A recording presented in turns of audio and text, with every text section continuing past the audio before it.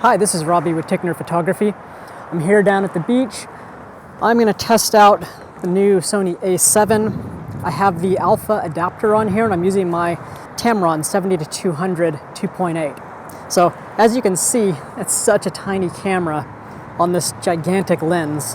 I'm using a black rapid strap so it does balance on here and it seems to work okay. Autofocus is a little bit slower than on the normal alpha.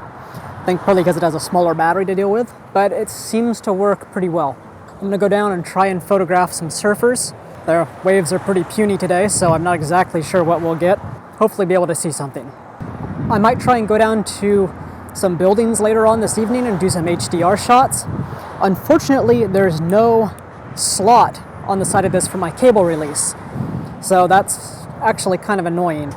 Apparently you can use your phone, connect, and shoot it remotely that way, but you can't do a bracketed shot. You can't just hold down the trigger and have it fire the full bracketed range. So you have to shoot one, you have to do exposure compensation, shoot the other one. So as long as your subject is relatively stable, not moving, it'll probably be okay, but it'll take a little bit of practice and getting used to. Hopefully they figure out something to make that an easier process. So let's go shoot. Well, I'm here at the Stark Institute in San Diego. It has like a really awesome piece of architecture that I wanted to photograph, but apparently it's locked on the weekends. I had no idea. I've never tried to come here before. It was like a perfect ultra wide angle shot, and one of these days I'll get down here and actually take it appropriately. So far I've been using the A7 all day long with the 70-200 on it, and it's working great. I like how the ISO has 1/3 stop steps, so there's a lot of choices on the ISO. Hopefully you can hear me, it's really windy out today. I'm gonna take a walk over to the glider port and see if anyone's flying. It might be too windy for them. And then I'll head home and show you what some of the shots that I got today. Let's go look for gliders.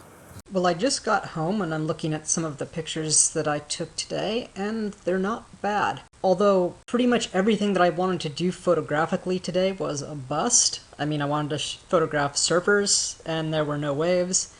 I wanted to photograph the Salk Institute and it was locked. And I wanted to photograph gliders and there were none. But I did get to use the A7 all day with my Tamron 70-200 and the alpha adapter, and everything performed very well. I took about 200 pictures and at the end of the day my battery was at 67%, so not too bad. Go through and just show a couple quick photos. Nothing special from today. This I had it set to track, continuous focus, so I started tracking him about here and he was moving up, and the autofocus nailed it, so I was pretty impressed with that. It was using the phase detection system, but it worked great. I did run into a bunch of people practicing some type of acrobatics. This guy was on a slack line, something I actually like to do. So I got to photograph a few things that were pretty cool I hadn't seen before. With the 70-200 on this and no image stabilization, I had a lot more motion blurred images than I was used to. I never realized how much the image stabilization really helps. It's an absolute requirement. It's so useful in the alpha cameras. And not having it, I have to be a lot more careful with my shutter speed because it's so easy to get a blurry image. Also, this camera has very good dynamic range so far. I mean, here's palm trees with a very bright sky behind them, and everything looks fantastic. I was at ISO 125, and it's looking good.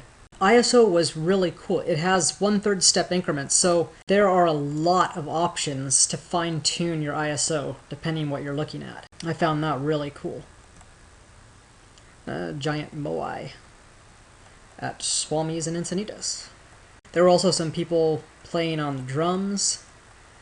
A flower. It shows you how shallow the depth of field is with a 70-200 2.8 at 3.5 on a full frame camera.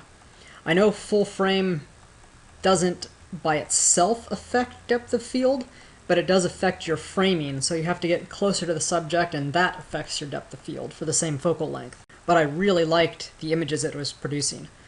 Then I decided to try and do a little bit of panning, so I tried to slow my shutter speed down a lot.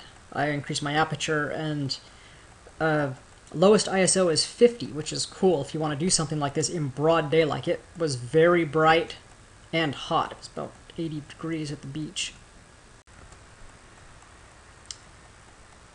Kind of something neat. A little bug that was crawling on the ground. So this is at 200 millimeters. You can see how shallow the depth of field was in this shot. But, I mean, that's incredible. This thing was very small. It was half the size of a penny. But the lens and camera performed great. Kind of a fun sign. Squirrel. This was one, it took me a couple tries to get this right. My shutter speed was too low most of the time and he was blurry. I finally realized that while I was shooting it and increased it to 3/20th because I was at 200 millimeters, and then it nailed it. But when I was at 200, 1/200th of a second at 200 millimeters, it was too shaky. The camera itself doesn't have a big enough grip and the lens was too big. I couldn't stabilize it properly, so I needed to increase my shutter speed to keep up. A tree at the Salk Institute that I thought was pretty cool looking. Part of the waterfall, you can see the dynamic range. We're getting the sky exposed, we're getting the detail everywhere. I did process these a little bit. This one's probably the most heavily processed of all of them, but most of them are pretty mild. I've only had a couple minutes to play with them. Here is one of the hang gliders that was supposed to be flying, but wasn't in the air. In the summertime, there are 20 to 50 hang gliders flying around this place, so I assumed there would be some because it was very windy, but not a single thing in the air. And then this crow was looking at me, so I took some pictures of it. Phase detection autofocus, nailed it. He was up in the tree a little ways away. We're at 200 millimeters, and worked great. 64 ISO, f3.5. Another one of this crow, a little cactus, and I think that's it. So all in all, the A7 worked great today. I'm getting a better feel on how to position my hand on the camera so it's easier to use the front wheel and try and shoot the shutter, but still not quite there. And with a heavy lens like the 70-200, you need a really solid grip to balance it, and it was causing me to get a lot of blurry images. So I really need to increase my shutter speed for next time. I never realized how much sensor stabilization was helping me out, but it really was. So without it, I need to bump my ISO and increase my shutter speed. So next time I'm going to go out and bring a few more lenses, and hopefully I'll be able to actually shoot what I want to shoot for the day. So I hope you found this somewhat useful. If you have any questions or comments, leave them below. Otherwise, like and subscribe. Thank you. Bye.